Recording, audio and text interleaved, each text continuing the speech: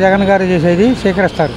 ఎందుకంటే జనాలకు కూడా తెలిసిపోయింది, ప్రజలందరికీ కూడా గత ప్రభుత్వం ఎలా పనిచేస్తుందో, ఇప్పుడున్న ప్రభుత్వం ఎలా పనిచేస్తుందో ప్రతి సామాన్యుడికి చిన్నపిల్లడితో సహా అందరికీ అర్థమైపోయింది. కాబట్టి జనాలని మోసం చేసి వాళ్ళు అధికారంలోకి వచ్చారు. ఇంకా ఎక్కువ కాలం దాగదు.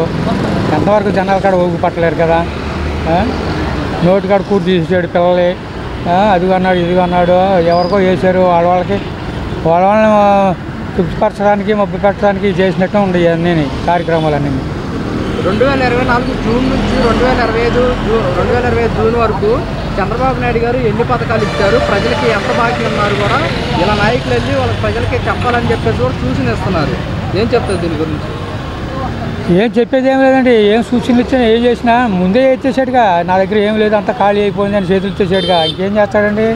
ప్రజల్లోకి వెళ్ళినా ఏం చేసేది లేదు. ప్రజలకు కూడా అర్థమైపోయింది. కలబొల్లి మాటలు చెప్తున్నాడు, అధికారం కోసం అట్లా మోసం చేసాడు, మాయ మాటలు చెప్పేసి అని చెప్పి జనాలకు అర్థమైపోయింది. మళ్ళీ మేమే వస్తాము, ప్రజలకి అన్ని పథకాలు ఇస్తాము, 2019 ఇచ్చినట్టుగా మించి పథకాలు ఇస్తామని చెప్తున్నాడు. మళ్ళీ ఎవరు? చంద్రబాబు నాయుడు గారా? జగన్ గారా? జగన్ గారు కంపల్సరీ ఇస్తాడు. అన్నాడంటే మాత్రం చేస్తాడు. అన్నాడు, ఆయన నోటంటే వచ్చిందంటే మాత్రం తను తప్పకుండా నెరవేరుస్తాడు.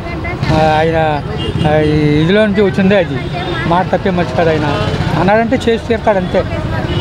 చాలంటే వేరే విధంగా అర్థం కాదు. జనాలు కాదు తెలుసు ఆయన అన్నదని చేశాడండి. మళ్ళీ వచ్చే అవకాశం ఉంటుందంటారా? తప్పకుండా ఆయనే రావాలి, ఆయనే వస్తాడు. ఏ విధంగా అంటారు? 11 సీట్లకే పడిపోయింది కదా. అయ్యే జనాలు తెలుసుకుందండి, ఎందుకు పడిపోయిందో ఎలా పడిపోయిందో అని కాడ మీకు చెప్పవసరం లేదు. మీలాంటి వాడి కాళ్ళకి తెలుసు, మీడియా వాళ్ళు కూడా తెలుసు ఏ రకంగా పడిపోయింది అనేసి.